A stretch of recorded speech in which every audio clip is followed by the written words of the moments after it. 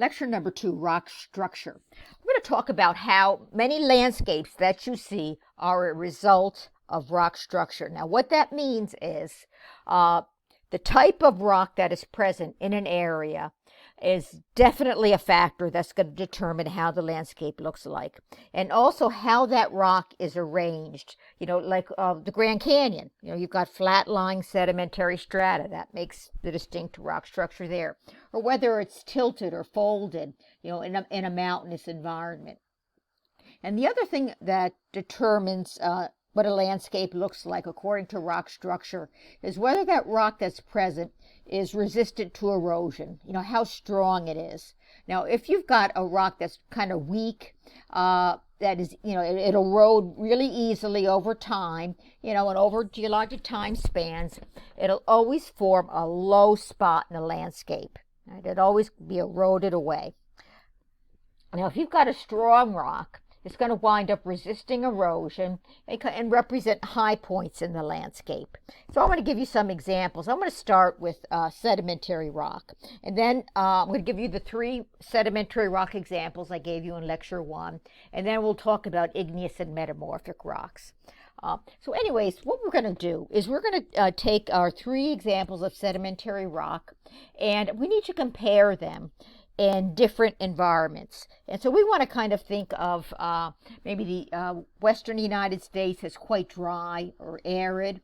And then we want to maybe compare to the eastern United States where it's rainy and humid. Now what you can do is you can have the exact same sedimentary strata makeup in both landscapes, and you wind up with a totally different look to the landscape. It's because in dry climates, you don't have a vegetation or a lot of vegetation to hold onto the soil. So when it rains, you get a tremendous amount of erosion. And what that erosion is going to do is expose the rock layers. And so you'll wind up with an angularity, a distinct angularity out in the western United States. Now, with the exact same, sedimentary rock geology, you go to a humid or a rainy climate, because you've got trees, you've got vegetation that's going to hold onto the soil, so you won't have anywhere near as much erosion, and so you're not going to have the rock layers exposed, and so you're going to wind up with rounded slopes. Right, and so that's what we're going to do. So we're going to take our 3 examples that I had given you in the previous lecture of sedimentary rock, and we're going to compare how they act, right, in both humid, rainy, or desert arid climates. And just kind of think of the eastern versus western United States. And so I'm going to give you sedimentary rock examples and use the 3 common sedimentary rocks that I introduced before. And this is going to be the diagram representing the angular landscape, of dry climates like in the southwest or western United States. And so what I'm going to do is I'm going to start with the rock shale. Now remember, it's very fissile, and so in the environment over time, shale is a very, very weak rock in both climates. Now in the desert or in an arid climate, when you've got the angular slopes, you'll always be able to pick out the shale strata because it's always going to be crumbling away and forming slopes along the cliff edges. You'll always be able to pick that out. So we'll get back to this diagram again for the other 2 sedimentary rock examples. Now this is the diagram that we're going to use for the eastern United States, and kind of representing a typical rock structure for the eastern U.S. Now there's a lot of plate tectonics and complex geology, and so a lot of the rock layers have been tilted, and so the rock layers are all exposed at the Earth's surface. And so whether they're strong rocks or weak rocks are going to represent the rock structure of an area, whether you're going to have a low point or a high point in the landscape. So again, let's take shale, our first example, and let's see what it does in like a rainy climate like the eastern U.S. Now shale is a weak rock, and it'll erode away real easy, and then you'll have rivers carrying it away and eventually, out to the sea. But it's what we call a valley former. All right, a shale is never going to form a mountain ridge, right, or a high mountain range. It's a valley, so you'll always have shale valleys. And so even yes, so even in Louisiana, I mean, and it's so very common in the eastern half of the U.S. If you're in a mountainous region and you're driving the highway, which is going to be in the valley, invariably, chances are you're going to be in a shale valley. Right? Chances are, it's a valley former. All right, let's take sandstone now, another sedimentary rock I introduced. Now, in both climates, it's a pretty strong rock. It's not the strongest, but in an arid climate, you'll always be able to pick out the sandstone strata because it's pretty strong and it's always going to form a sharp cliffed edge. Stands as a vertical cliff. It's a cliff former. And so you'll always be able to pick out the sandstone versus the shale, which is, two very, very common rocks in the western U.S. And this is the common rock structure, as we'll see. All right, let's go back to our, eastern United States, or rainy climate. And use sandstone. Now it's a strong rock, and so here we got a sandstone layer here tilted up and exposed. It's not the strongest rock. It's kind of a weird little diagram here, but it'll form like a low mountain ridge or hilly areas. So it's not going to form 20,000-foot mountains. A couple hundred, like in Louisiana, that the white sandstone in Kisatchie forms the highest elevation in our state, over 500 feet, big deal. But in other areas in the United States, you get low mountain ridges, 1,000 or 2,000 feet. So kind of hilly areas. So it's not the strongest rock, but it's definitely stronger than shale. All right. So what I want to do is I want to now go over the specific rock structure of the western U.S. This is the classic western landscape. And like I said, the two very common rocks in the western U.S. are shale and sandstone. So let's just kind of make a summary about those two rocks, and then we'll move on. But this is the rock structure of the classic western landscape, and this is it. This is what the rock structure is. Right? You've got flat-lying sedimentary strata, and typically it's alternating weak and resistant rock. Weak and resistant, as we had seen in the previous cliff diagram. But what they're just showing you two layers here. And so the shale is going to be weak and always crumbling to slopes, and the sandstone will be kind of a strong cliff former. Now I want to introduce some terminology that's very classic, out in the western U.S. All right. Now, the western U.S. is originally composed of upland areas called plateaus. Making, you've got layers of the shale and the sandstone making this upland area. Now, over time, through rivers forming canyons and eroding into the plateau, and then rivers also kind of eroding the frontal edge of the plateau back, you're going to wind up with retreat of the plateau over long time spans. But by the way the plateau is retreating through the canyon, you can wind up leaving remnant landforms of where the plateau once was. And so at one time, for sure, the plateau was way over here, over to the left. And so you've got plateaus, and then the isolated remnants are famous. Now, the larger remnants are called mesas. And the word mesa is Spanish for table. And so it's usually wider than it is tall. That's how you define it. And so these are big flat-topped features out in the western U.S. And then, through, more erosion or just the way the river, eroded, in the canyon, you can have smaller features, and they're called buttes. And so usually the butte is going to be taller than it is wide, but these are the smaller features. Now, there's another term that I want to introduce you to, in regards to this butte and mesa landscape. It's the sandstone. All right. Without the sandstone, these buttes and mesas would not exist today. They're called a cap rock. And because the sandstone is a strong rock, and that's the cap rock, it's going to preserve these landforms. If this sandstone on top of this butte did not exist, it would just erode away. All right. And so So critical then into the Butte and Mesa landscape is having this resistant cap rock that's going to preserve or maintain the weaker rock beneath it. Yeah, it's so common. This is a really beautiful place. It's called Monument Valley, and it's in Utah, right near the Four Corners area. And if you ever go to the Grand Canyon, which is just over here to the west, you gotta go to Monument Valley. It's so it's full of buttes and mesas, and this is a famous one. It's called Mitten Butte because of the thumb here. But it's a really beautiful place called Monument Valley.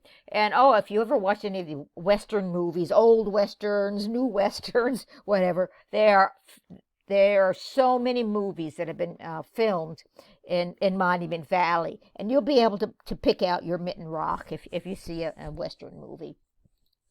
Anyways, and here's some images of some mesas, some of the larger flat top features. This is also in Monument Valley, and there's a butte there. And here's the cap rock.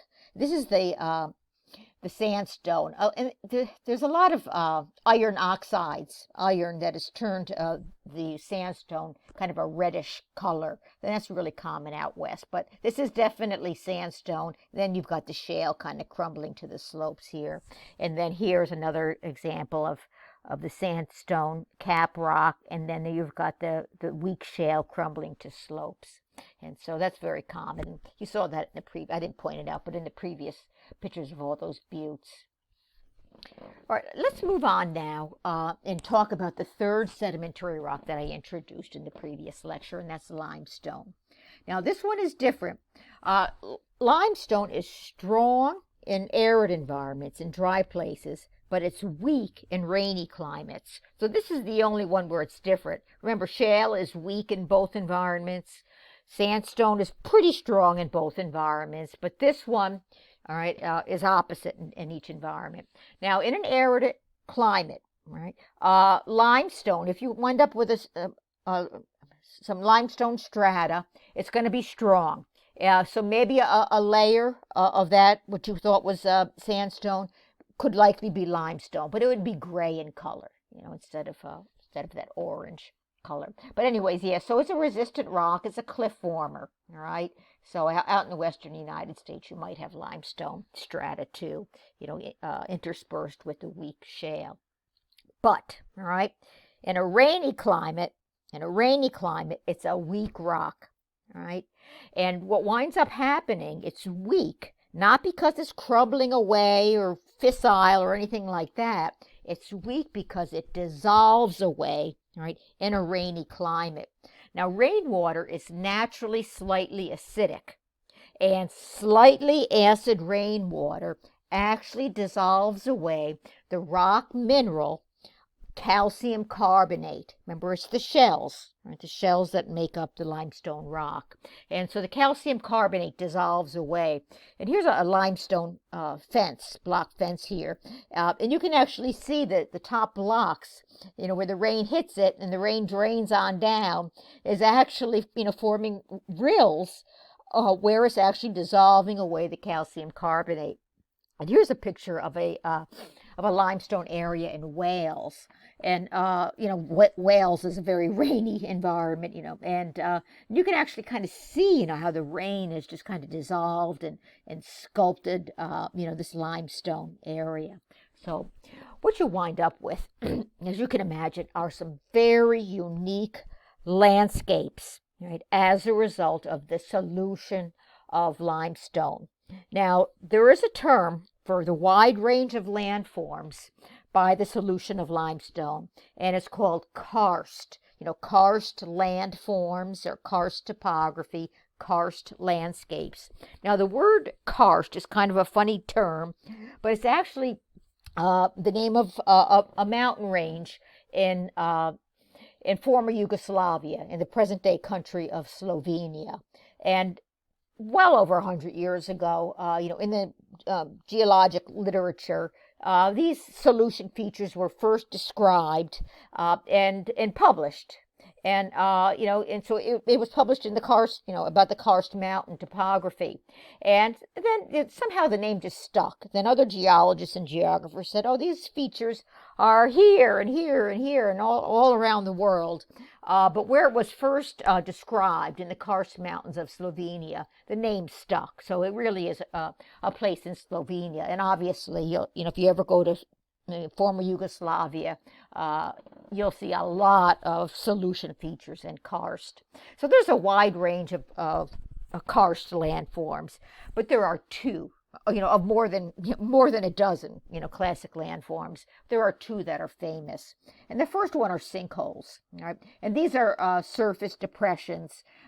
When the rock is being dissolved away below the surface, and then you maybe build a house or a building on top, and you add weight to it, and eventually, there'll be a certain point where it'll just collapse on in. So these are surface depressions. Now these are really common in Florida. These two pictures are in Florida, and they pretty much happen, without notice, and you very often it'll be in the news if a big sinkhole, opens up and swallows up a building or something like that.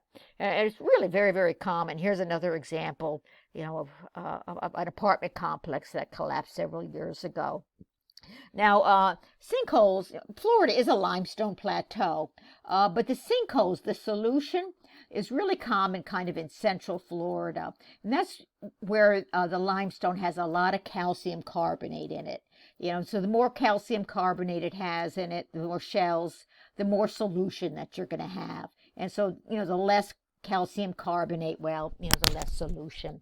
And, this guy, if you ever are in Central Florida in the big sinkhole country, you'll see TV commercials and you'll see this guy and other guys wanting to buy your sinkhole. Here's a sinkhole guy, your sinkhole house. So you've definitely got to get sinkhole insurance. If you you graduate and you wind up with a job in the Tampa, St. Pete area, this is Tampa, all the way to about Orlando. All right, if you ever get a job in Orlando, Tampa, St. Pete, beware. All right, it's a huge problem in Central Florida if you buy a house, because there are sinkholes everywhere. Yeah, and so in order to get really well-developed karst and sinkholes, of course you need a lot of calcium carbonate, and besides that, you need well-jointed limestone. Here's the diagram of some gray, whitish gray limestone. And you've got to have a lot of natural joint spaces or fracture lines. So when it rains, right, you've got moving rainwater. Remember that slightly acidic rainwater? And that moving rainwater actually facilitates the dissolving away in the joint spaces and creates these openings. So you wind up with these these subsurface voids, and eventually it'll give way and collapse, especially if you build a city on top of it, or a building or a house. Yeah. And here's a picture, an aerial photograph of a little section of Orlando, Florida. Of course, you've gone to Disney there. Now, sinkholes, are surface depressions, and in a rainy climate, they'll fill with water and form sinkhole lakes. So all over Orlando, just hundreds and hundreds, thousands actually, of these sinkhole lakes. And of course, people want to live on a lake. And so you've got suburbia all around. And so, the more weight or development that you get, the more danger that you have. And actually, I was hiking in Florida, in the Everglades, actually, and it's all limestone there. This is limestone covered in moss, and this is a joint space here, a natural, fracture line, and the rainwater has actually gotten in there and has widened that little, narrow fracture line and started to dissolve away. Now, that's just the surface. Who knows how much solution is going on beneath the surface? Well, the other famous karst landform are limestone caverns. So if you've ever visited a cave or a cavern ever in your life, you know that you are in a limestone area, period. All right. I mean, a lot of people have been to Ruby Falls in Tennessee. A lot when students, often tell me if they, a lot of people go to the caverns in Tennessee that are kind of close, and there are some caverns in the hill country of Texas where there's a lot of limestone, besides some granite. But anyways, yeah. So this is just solution below the surface, big time solution, and so you wind up with big openings. And they pretty much follow the joint spaces. So, you'll have the cave entrance, from the surface, and then you'll get on down, and you can view, all the beautiful features inside of limestone caverns. Yeah. Here's a map of the United States showing the distribution of karst cave areas in the United States. Now, of course, Louisiana, we don't have any. But like I said, a lot of students, you really start to pick them up. All right? These caves up in Tennessee is kind of big time. And there are some, this is the Edwards Plateau if you're driving on I-10. Westward, you'll start to pick up signs to visit all these different caverns, right, in Texas. But this is the Shenandoah Valley right here. So if you're ever driving up to the northeast, you'll be driving, along the Shenandoah Valley, and you'll see numerous, road signs to visit this cavern and that cavern, and it kind of continues on up to the Hudson Valley here. And so it's pretty big. Kentucky is a big karst area, like the rolling hills of Kentucky. Well, the depressions, guess what they are? They're sinkholes, all right? So you got hills and depressions. So that's a big limestone area. And also there's a lot of karst in Missouri. It's in the Ozark Plateau, and that's a limestone plateau with lots and lots of caves. And so those are some big clustered areas, which you can kind of see. So yeah, like I said, the Ozarks and the Shenandoah Valley are prominent. I want to show you this is the Shenandoah Valley here. So since, limestone is exposed at the Earth's surface, you'll have caves and caverns, caves, caverns, and sinkholes forming. But on top of that, it's going to be a low spot in the landscape, the limestone. Right, it's going to be because it's dissolving away. Now they're not showing marble here, but if there was a mountain next to it, you might have a marble mountain because marble is stronger. It'll dissolve away, but never at the same rate as limestone. And so this is a limestone valley right here, like the Shenandoah Valley that I had just shown you. All right. Okay, now I was just going over the rock structure of sedimentary rocks. All right. Now, what we can do now is take the two other classes of rock, all right, and we can lump them together. Igneous rock, right, from lava, and then metamorphic rock from heat and intense pressure. These are by far the strongest rocks of the three classes of rock. They're very resistant to erosion. They're what we call mountain formers. And so like the basalt and the granite, remember those batholiths, big mountains, these are the mountain formers, the high, big mountain ranges in the U.S. So like the Sierra Nevada and many of the Rocky Mountains. If you go to, my goodness, you go to the front range of the Rockies, it's all granite. And here, I'm from New York State, and New York State is a beautiful state. It's got a lot of sedimentary rock, But in the northern part of the state are the Adirondack Mountains, and definitely the Adirondack Mountains form the highest elevations in the entire state, and it's because it's mostly granite. It's very, very strong igneous rock that has remained a high point in the landscape there. End lecture 2.